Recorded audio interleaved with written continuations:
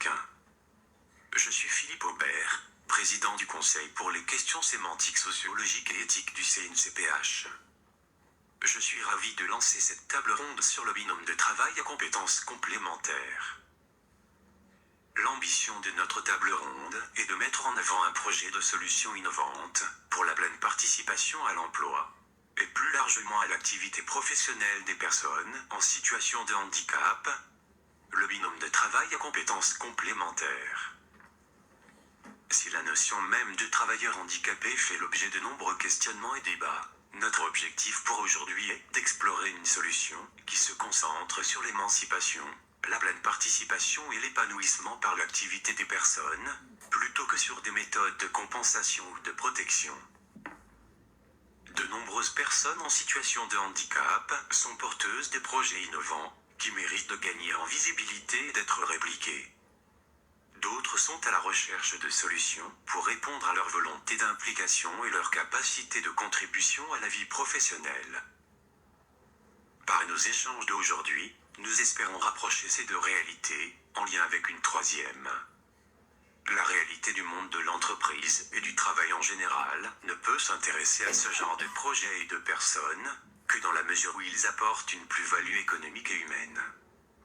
Par conséquent, les solutions innovantes, qui représentent une opportunité pour nombre de personnes en situation de handicap, ne peuvent pas être déconnectées du marché du travail et doivent inviter ce dernier à une transformation inclusive. Ce marché du travail évolue, et nombre de personnes dites valides se retrouvent dans le même handicap social et professionnel que les personnes en situation de handicap.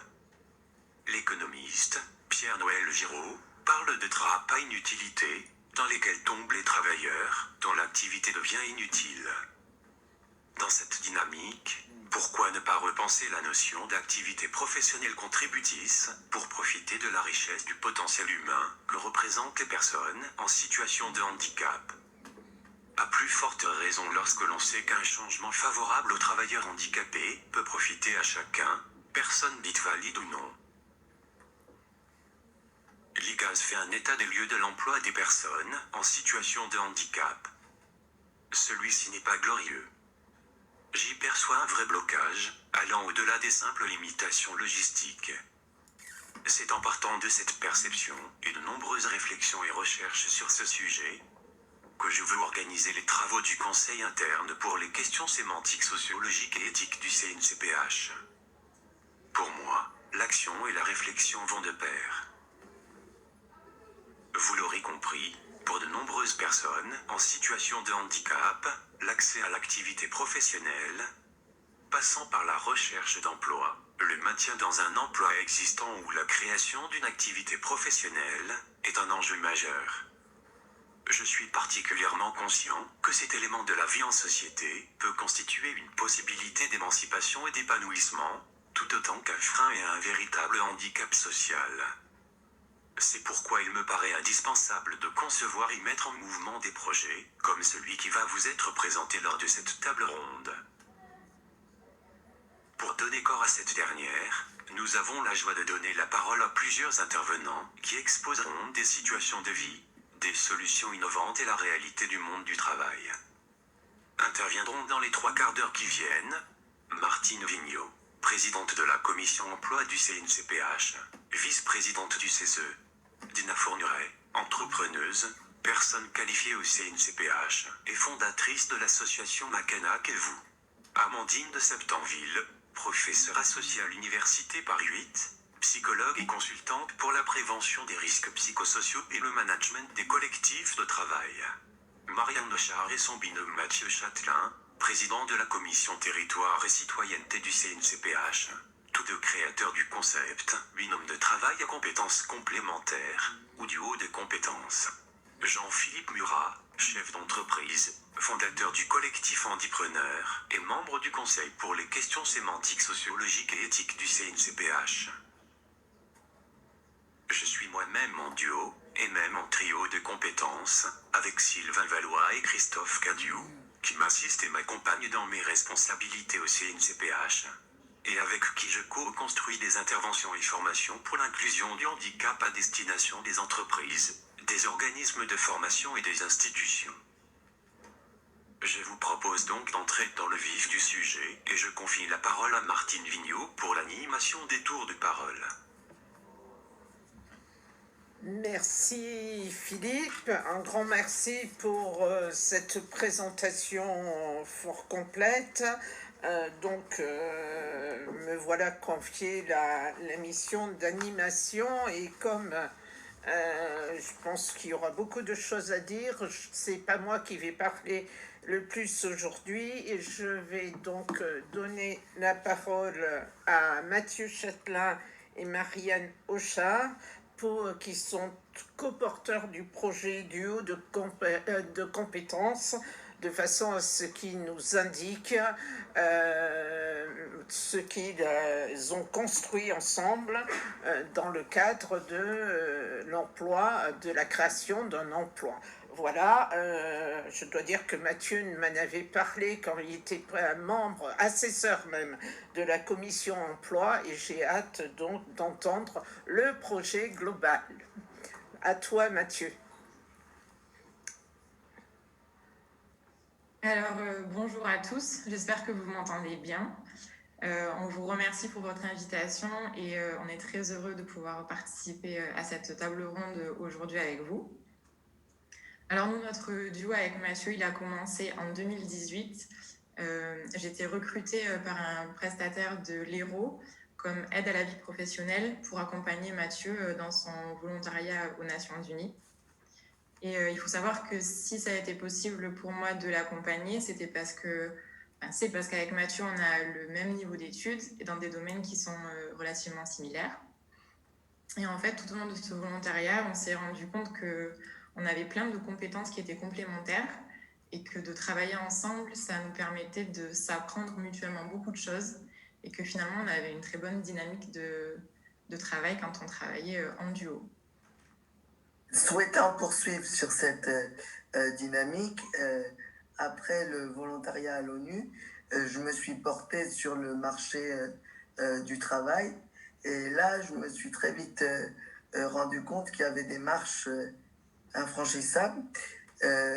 Malgré la grande gentillesse de tous les interlocuteurs au niveau du système, en fait, il y avait une impossibilité à compenser à la fois la déficience physique causée par mon handicap d'envergure, une paralysie cérébrale, avec la déficience associée qu'est la dyspraxie.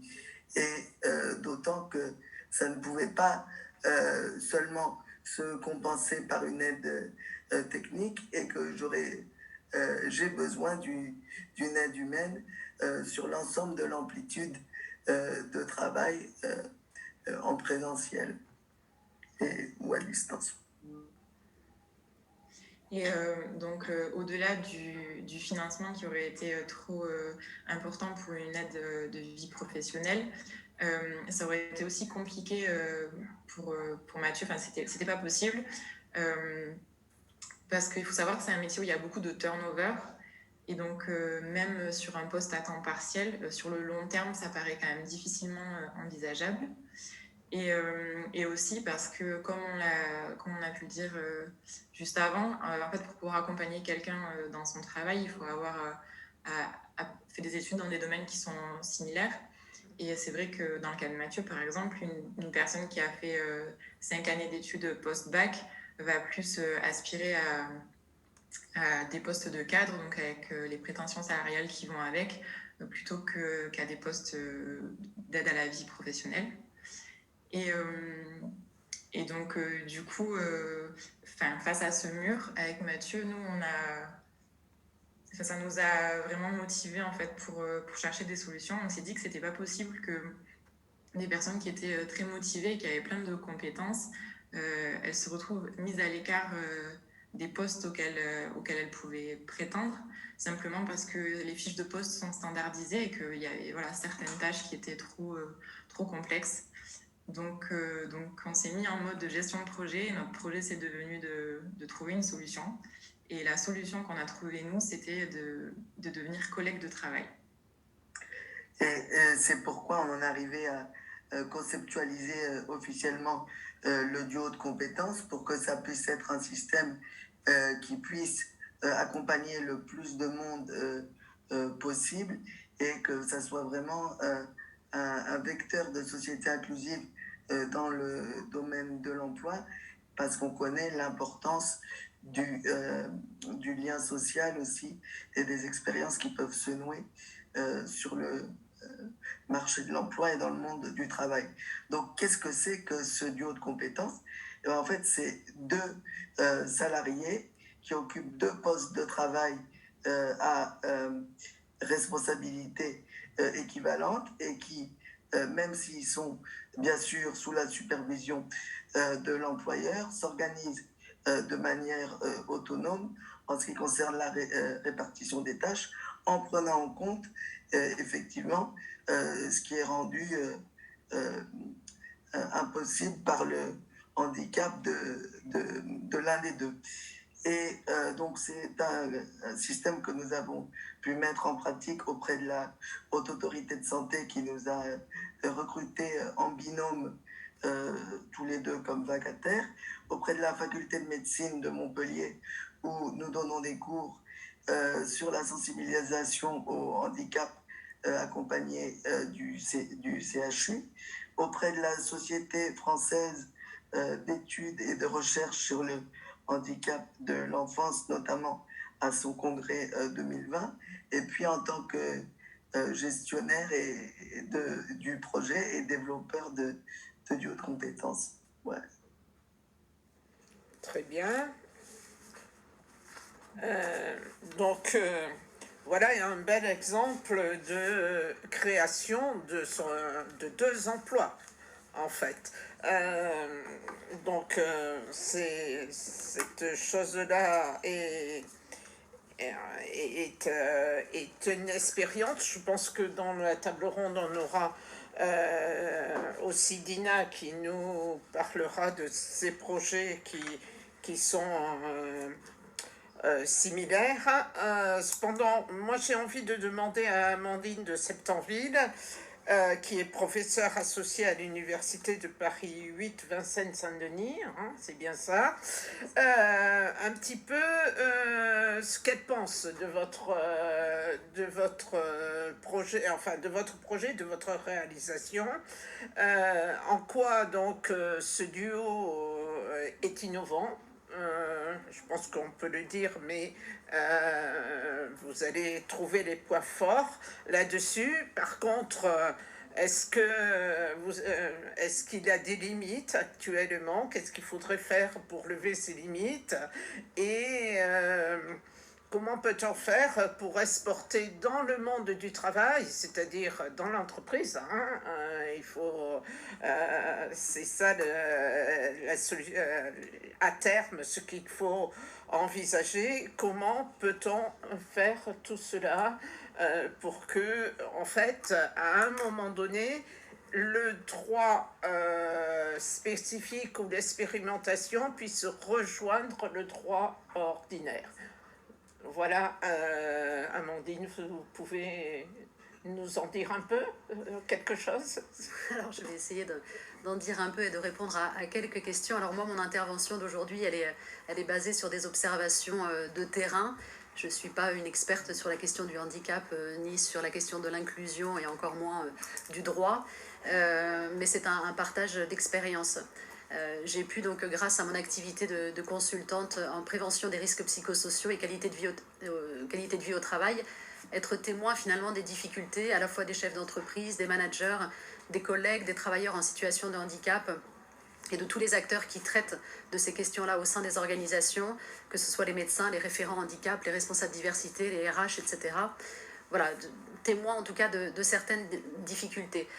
Ce que je peux dire, c'est que avec la volonté de l'entreprise et de ses représentants, alors parfois avec beaucoup de complexité, parfois avec un peu ou beaucoup de découragement, les dispositifs existants peuvent répondre aux objectifs d'accès et de maintien dans l'emploi et dans une certaine mesure de protection des personnes en situation de handicap. Je pense même que ces dispositifs fonctionnent bien pour certaines catégories de handicap. Et je suis aussi malheureusement convaincue que les dispositifs existants fonctionnent moins bien pour d'autres situations. Donc les échanges que l'on a eus en tout cas avec Philippe, Sylvain, Mathieu et Marianne me laissent penser que finalement l'ambition du duo de compétences va plus loin que l'accès et le maintien dans l'emploi, puisque quand nous l'évoquons ensemble, on parle d'émancipation, de contribution pleine et entière des personnes en situation de handicap dans l'entreprise, on parle de qualité de vie au travail, de satisfaction au travail. Et c'est peut-être par rapport à ces ambitions que les dispositifs actuels à la fois atteignent leurs limites et que le duo de compétences trouve son côté innovant. Du coup, notre questionnement est le suivant, c'est comment innover et quelle dimension du travail interroger pour atteindre ces objectifs ambitieux, certes, d'émancipation et de qualité de vie au travail.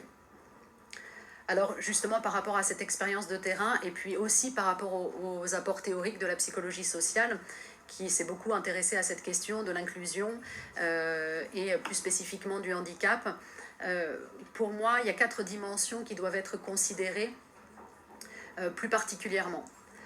Avant tout, j'ai envie de parler du sentiment d'utilité sociale. Le sentiment d'utilité sociale, c'est ce besoin fondamental qu'on a de percevoir très directement le sens de notre travail et notre contribution dans la réalisation de quelque chose de collectif. Ce besoin finalement d'être convaincu que même si nul n'est irremplaçable, comme on dit dans l'entreprise, ma contribution, elle, est indispensable au fonctionnement collectif et elle n'a pas qu'une valeur symbolique. Alors même si tout ça semble évident peut-être pour vous, mais cette notion renvoie au fait que finalement pour parler d'émancipation et pour parler de qualité de vie au travail, il ne suffit pas d'occuper un emploi. La deuxième notion, c'est celle de la reconnaissance. Je crois qu'aujourd'hui, on est en capacité de répondre aux besoins de reconnaissance qu'on appelle existentiels, c'est-à-dire celle qui consiste à reconnaître la personne dans son entièreté avec ses fragilités et que, encore une fois, les dispositifs permettent de considérer cette personne. Par contre, il me semble plus difficile de mettre en pratique la reconnaissance de l'effort, de l'investissement et du résultat. Pourquoi ? Parce qu'aujourd'hui, les représentations sociales, les biais cognitifs, les stéréotypes rendent tabou ces exigences envers les travailleurs handicapés. La question de la performance, de la productivité, le dépassement de soi, l'atteinte des objectifs sont difficiles à appréhender pour les managers face à des personnes qui sont en situation de handicap. Donc les comportements qui découlent de tout cela, finalement sans être délibérément hostiles, finalement discriminent, voire dans certaines situations excluent ces travailleurs. La troisième notion, c'est celle de l'identité professionnelle. Alors pour la définir en 2 mots et pour faire simple, l'identité professionnelle, ce sont les caractéristiques acquises et fondamentales de quelqu'un qui font son individualité et sa singularité vis-à-vis de lui-même et vis-à-vis des autres. J'ai pu être témoin, malheureusement, dans certaines situations où l'identité professionnelle était finalement travestie pour répondre à une logique d'accès ou de maintien, quoi qu'il en coûte. Voilà. Il ne peut pas être question de bien-être quand finalement ce qui nous définit est laissé de côté simplement pour occuper une place ou pour avoir accès à un emploi. La dernière notion, elle est directement en lien avec les précédentes et Mathieu l'évoquait justement précédemment, c'est celle du sentiment d'appartenance, le sentiment d'utilité sociale, la reconnaissance, l'identité professionnelle. Quand ces dimensions sont affaiblies, le sentiment d'appartenance l'est aussi. Or ici, l'enjeu est bien que ce soit l'expérience, les savoir-faire, les compétences, les qualités professionnelles de la personne qui motive son sentiment d'appartenir à un groupe et non sa seule situation de travailleur handicapé. Si nous voulons donc parler aujourd'hui de pratiques inclusives et de ces dispositifs innovants, alors que nous mettons en doute dans un même temps notre capacité à développer pour les personnes en situation de handicap ce sentiment d'appartenance réel à un collectif de travail, je crois qu'il est fondamental de nous interroger sur les quelques dimensions que j'ai pu citer précédemment. Les duos de compétences donc ne sont pas une réponse parfaite à ces difficultés. Je crois que tout le monde en a conscience ici. Cependant, ce sont pour moi des dispositifs innovants dans le sens où ils apportent des réponses au moins partielles aux problématiques qu'on évoque ici. Voilà, et pour finir, et pour respecter le temps de parole qui m'est dédié, alors je dirais que oui, c'est un projet ambitieux. Il exige de reconsidérer des concepts majeurs du fonctionnement de nos organisations, que ce soit juridique, légal et même culturel. Et donc en ça, je crois que tous ceux qui sont investis, en tout cas dans ce projet, ont tout à fait conscience des freins que l'on va rencontrer quand il s'agira en tout cas de les implémenter au sein des organisations. Merci beaucoup. Je sais que le sujet pourrait être développé davantage, mais c'est pas 45 minutes qu'on aurait besoin.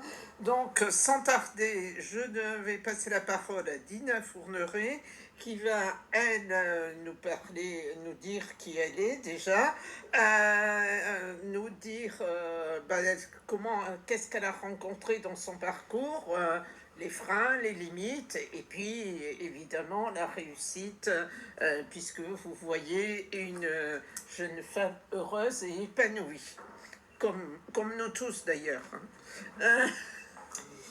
Merci. Pour prendre la parole aujourd'hui, je mets du temps, mais parce que c'est pas évident pour moi. Je suis aphasique, donc je dois chercher, je dois trouver tous les mots. Et l'émotion, c'est encore une salade. Donc, je mets mes lunettes et je vais lire ce sur quoi j'ai beaucoup travaillé, réfléchi. Et je vais reprendre, à la fin, tu verras, je prendrai la partie culturelle importante où il faut renverser la vapeur. Parce que je crois que, en fait, on est dans le bon moment, le timing pour ça. Donc, je suis devenue, comme vous pouvez le voir, une petite boule d'émotion du fait de mon aphasie. Et je n'arrive même plus à me relire, mais c'est pas grave, je passe. J'ai dit, mais bon, ce n'est pas en fait seulement en tant qu'handicapée que je suis là. Je dois vous parler à propos de ma vie professionnelle et voir en quoi mon parcours avec un handicap au milieu qui s'est présenté, comment j'ai pu m'organiser dans la vie professionnelle telle qu'elle est en France. Donc, avant mes 2 AVC, c'était en 2014 et 2015, j'étais chef d'entreprise dans la mode. Maintenant, je suis à peu près toujours la même, avec quelques différences, mais je suis toujours entrepreneuse. Mais je dois dire, c'est là où j'ai envie de renverser la vapeur, je dois vous dire, ça fait 1 an que je dis ça, je suis devenue une entrepreneureuse. C'est qu'en fait, de par mon handicap, je dois être dans le positif. Il faut s'organiser pour que tout aille bien, puisque rien ne peut Enfin voilà, il faut être au mieux. Concrètement, je suis donc la nouvelle Dina qui a dû tout réapprendre parce que j'ai perdu l'automatisme de la parole. Donc c'est le principe de l'aphasie. Alors, comme peut-être vous le percevez, il y a les idées, les envies, le projet, et même de temps en temps, on dit l'étincelle. Tous sont bien en force. Mais pour les questions un peu plus terre à terre, l'organisation, la planification, la comptabilité, ce n'est pas tout rose. Au début, j'ai pensé que malgré tout, j'arriverais par moi-même. J'ai pu convaincre telle entreprise de s'associer avec moi, c'est pas qu'on s'aide, mais qu'on travaille dans le même marché, sauf que on était bien dans la même complémentarité parfaite. Mais comme je ne suis plus dans un esprit business, je ne sais pas battre, je dois être positif, je dois rester dans ma position d'entrepreneureuse. Le Covid et tout compris, ça a été un drame. Donc voilà, c'est pas évident de trouver, surtout quand on est dans le cadre d'un handicap invisible. On dirait pas, mais c'est pas si évident de convaincre.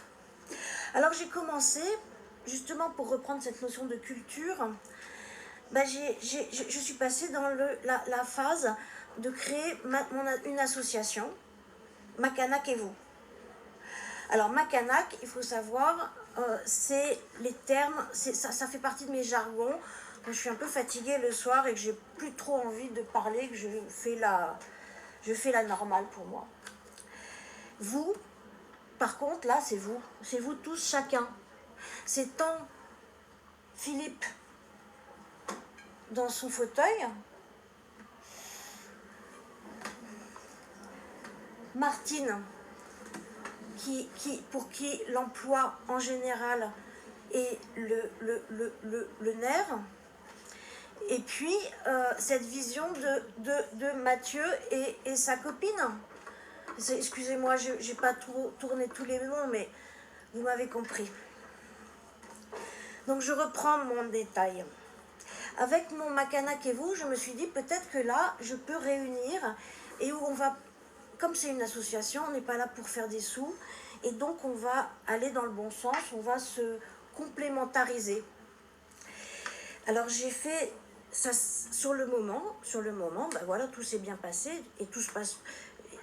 J'ai convaincu la Poste au plus haut pour dire ok, vous pouvez écrire à tous nos 13 000 personnes handicapées de manière à ce que vous puissiez lui donner l'envie de venir participer à une opération culturelle partout en France en utilisant les posters de l'artiste Street Art JR. Bon, ça a été génial. C'est-à-dire que en novembre 2017, en un coup comme ça, on a pu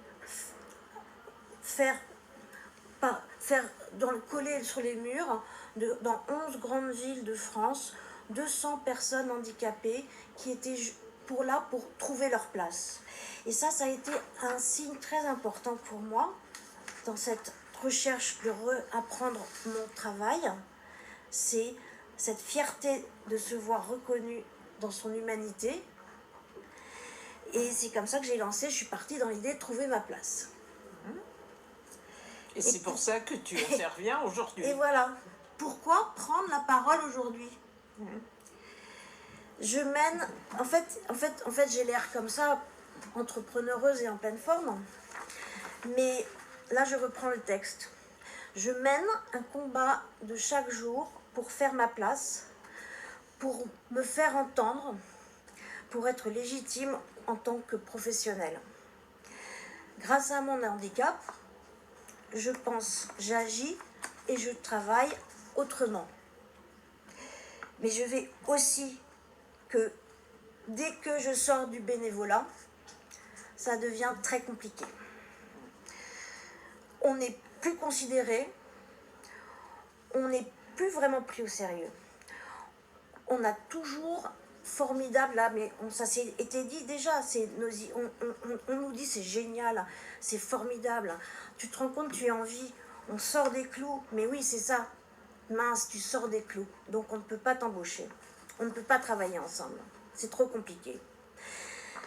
Pour l'instant, donc, vivre ma vie de mes actions et autres productions, c'est difficile et en fait un peu impossible. Ceci étant, pour garder le temps, il faut pouvoir, pour être à fond, je vais demander 1 minute de plus. Pour pouvoir être à fond, donc, voilà, dans mon activité. Excusez-moi, je suis confuse, mais voilà, c'est comme ça. Donc si, voilà. Ce que j'ai gardé de mon expérience avec l'association, qui existe toujours, c'est l'esprit du win-win. Parce que, en fait, ce qu'on a décrit tout à l'heure avec Mathieu et son binôme, en fait, l'important, quand j'en parle avec Sylvie, excuse-moi Sylvain, il faut qu'on soit tous dans le win-win, c'est-à-dire chacun est à sa place et vit sa vie professionnelle. C'est quand chacun est bien à place que c'est ensemble qu'on va réussir à être tout bien comme donne. Donc avec la question du jour, le binôme de travail à compétences complémentaires, est-ce que ça marcherait pour moi? Je dis oui, absolument. Et c'est très important à réfléchir, à créer, à imaginer, à insérer ça auprès des plus grands masters de managérial, qu'on soit entendu dans notre diversité et dans notre force. Et je pense que ça pourrait donner beaucoup, beaucoup, beaucoup. Et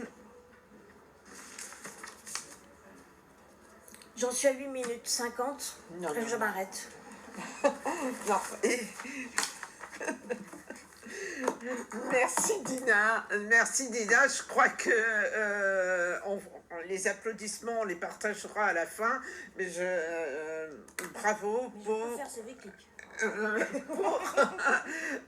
Pour ce témoignage qui dénote effectivement la volonté et la nécessité aussi que peut-être la société doit s'adapter, parce que c'est pas entendable que quand on passe du bénévolat à la situation de travail, on rencontre autant de difficultés. Donc là-dessus, je crois qu'il faut avancer. Je vais passer la parole à Jean-Philippe Murat, qui est en visio, si je ne m'abuse. Alors, lui a connu avant, et Monsieur Murat, vous avez connu avant et après. Je vais résumer ça comme ça. Vous avez vous travaillez avec une plateforme qui s'appelle les Entrepreneurs. Donc vous avez une longue réflexion sur toutes ces questions d'insertion des travailleurs handicapés dans le monde du travail.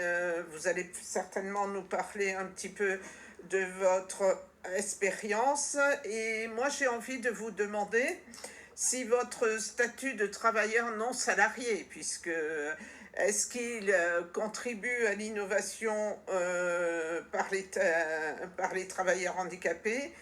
Comment on peut éventuellement, quand on est indépendant comme ça, définir son employabilité? Est-ce qu'il y a des organismes qui vous aident?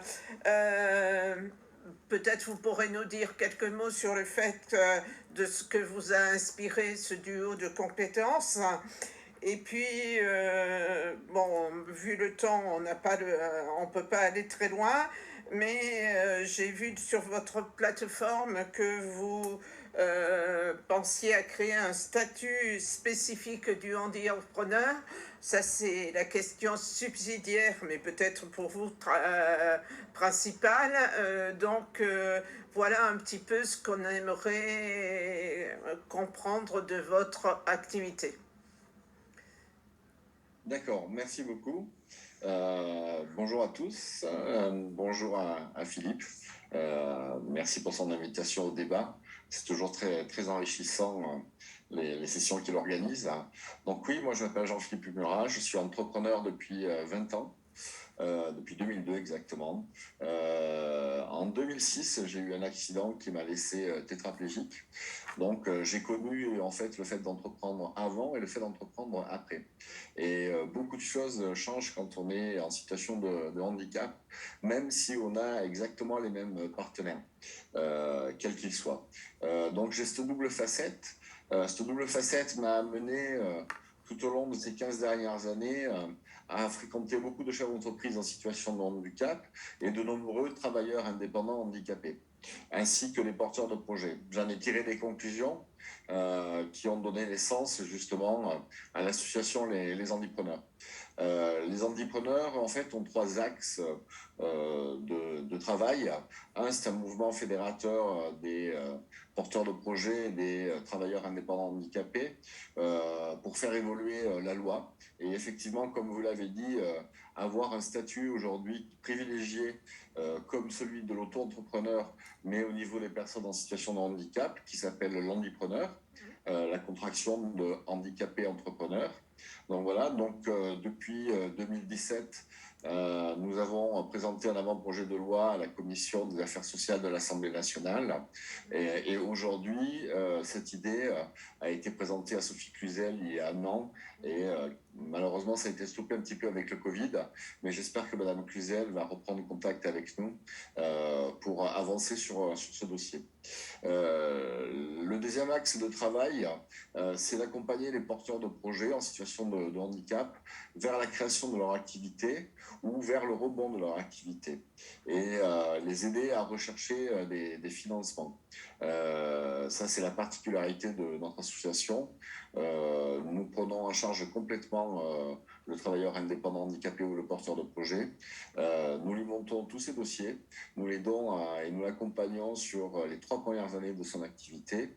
Et aujourd'hui, on peut se réjouir d'avoir un taux d'existence des activités des gens que nous avons accompagnés qui est de 13% supérieur à celui des entrepreneurs sur les 3 premières années du monde des valides. Donc voilà. Et enfin, dernier point, nous sommes en train de créer une plateforme collaborative pour les petits, pour les ESAT, les entreprises adaptées, qui va être lancée lors de la semaine européenne pour l'emploi des personnes handicapées. C'est une plateforme qui va rompre l'isolement de tous ces travailleurs qui sont souvent seuls dans leur coin et qui sont confrontés justement au monde socio-économique ordinaire et qui n'est pas très accueillant comme le démontre le rapport de l'IGAS. Donc voilà. Donc au-delà de créer son propre emploi, entreprendre en situation de handicap apporte aux porteurs de projet une réelle émancipation et une expansion totale de son talent, une façon de se réaliser aussi pleinement et de reprendre confiance en soi et de gagner en dignité, souvent que nous avons perdu lors de notre handicap, la survenue de notre handicap. Le fait de jouir aussi d'une totale liberté, ça c'est très important parce qu'on est très contraint dans nos vies d'handicapés et ça permet de faire sauter certains freins qui nous font du bien. Et enfin de retrouver une place, une utilité sociale et de répondre souvent à une quête de sens. C'est aussi une manière d'assumer sa vulnérabilité et d'en faire une force qui s'appelle bien souvent l'audace. Et je revendique le fait d'oser entreprendre quand on est en situation de handicap. Et Dina en est un très bel exemple. Et nous avons aujourd'hui, nous accompagnons 35 à peu près projets par an. Je constate un réel dynamisme sur tous ces porteurs de projets. Je dirais qu'ils passent de la phase de survie à la phase d'une nouvelle vie. Et ça, c'est très important parce que c'est vrai que quand on est en situation de handicap, du moins moi c'est comme ça que j'ai vécu ma tétraplégie, pendant des années j'ai survécu. Voilà. Et le fait de reprendre pied avec tout ça, aujourd'hui je vis et je vis pleinement. Et c'est vrai que mes entreprises et l'association m'apporte énormément dans ma construction personnelle. Donc cette alternative place souvent la personne en situation de handicap dans une réelle dynamique et une plus-value personnelle, je dirais, qui profite à la richesse de son capital humain. Ce que le marché de l'emploi ne propose pas aux personnes en situation de handicap aujourd'hui. L'inclusion ne marche que quand on est dans les grands groupes. Mais malheureusement, la France est constituée d'un grand réseau de PME et de PMI et d'ETI. Et il n'y a pas ce niveau de culture qu'on connaît dans les grands groupes au niveau de l'inclusion, sur cette force économique à laquelle nous nous confrontons quand nous cherchons un emploi direct. Et ça, c'est bien dommage. Et comme le disait Dina, effectivement, il y a un gros travail culturel à faire là-dessus. Alors, ceci dit, nous avons trouvé une façon justement intéressante qu'on propose à nos porteurs de projets et qui est une méthode win-win, comme ça a été dit, et qui approche le binôme de compétences. C'est-à-dire qu'on demande à des entreprises donc PME et ETI notamment, de s'investir dans le handicap autrement par du mécénat de compétences. Et le mécénat de compétences, aujourd'hui, intéresse beaucoup ces petites entreprises et ces moyennes entreprises, et elles nous mettent à disposition du savoir-faire qui accompagne, qui vient tutorer différents projets.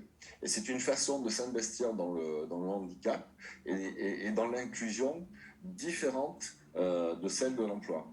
Et pour nous, c'est une manière d'avoir détourné, je dirais, ce manque de culture qu'ont les PME et les ETI. Donc ce mécénat de compétences, c'est une clé qui nous permet de rentrer plus facilement.